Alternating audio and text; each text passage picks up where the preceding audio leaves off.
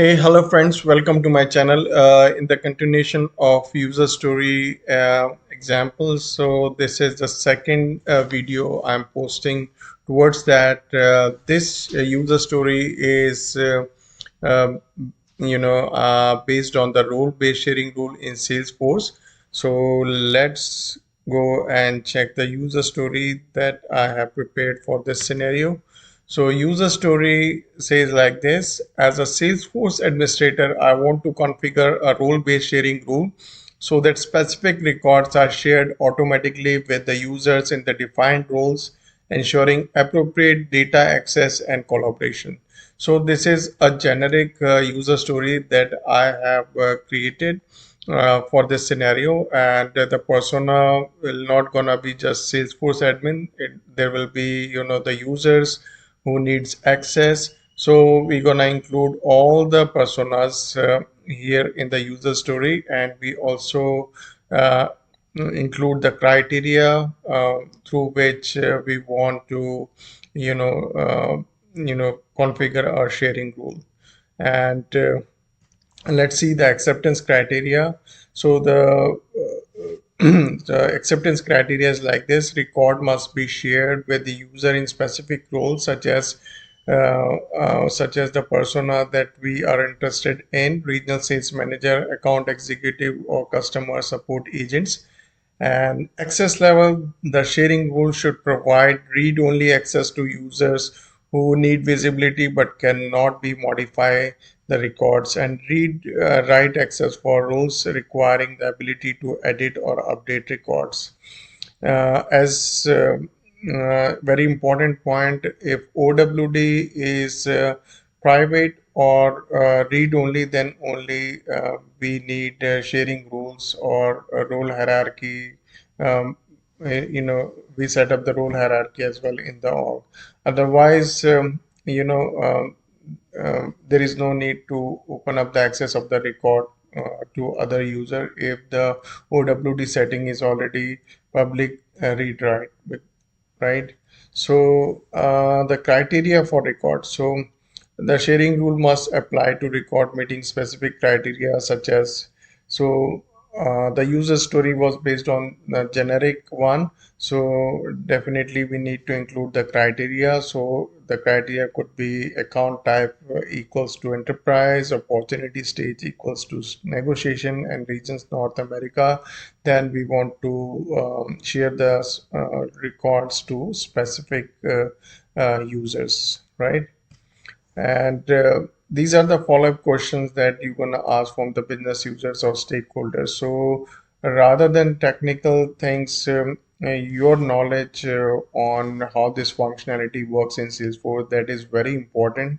And so before asking anything, you need to ask these questions from yourself first.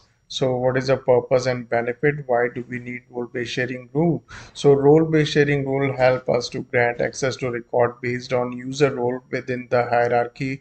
It ensures that right people have access to the data they need and beyond their direct ownership, while still maintaining security and limited access to sensitive information, right? So customization options. So can we customize the rule to meet specific needs? Yes, sharing rules can be customized based on roles, criteria such as record type or specific field value. For example, we can set rules so that user in the sales manager role can access opportunity owned by users in sales rep role, and overlap with the org by default. So as I said, how we'll cover with this question, how does this interact with the org by default settings? So sharing rules only apply when the org by default is more restrictive, example private and read only. So we gonna configure sharing rules only when the org by default for opportunity, account, contact, or any other object is private or read only. Then only we're going to expand the access. And if we already have OWD setting as public read write, but we cannot restrict access. through org by defaults. So we can just expand the access, but we cannot reduce the access. So remember this. And I think I have added extra text over here. So just this is maintenance and performance only. And the question will be like, will be adding many sharing rules impact system performance? Okay, while sharing rule improve functionality, right? We are opening the access of the record, but having an excessive number of them, especially with the complex criteria, can lead to performance challenges. So it's best to design efficiently, and we need to periodically review the necessity. So if it is not serving any purpose, then we need to get rid of the sharing rules that we have created in the org. And visibility testing. So how can we test if sharing rules are working as intended? So to test sharing rules, we can always use login as another user feature if that is enabled in the org, or the sharing settings in Salesforce to simulate and verify the visibility for different roles. uh, Alternatives to sharing rules. So we need to ask question, are there any alternatives to role-based sharing rules? So depending on the requirement, manual sharing, criteria-based sharing rules or public groups may offer alternative solution. So these can be used in conjunction with the roles for more flexibilities. So security concern, will these rules expose any sensitive data?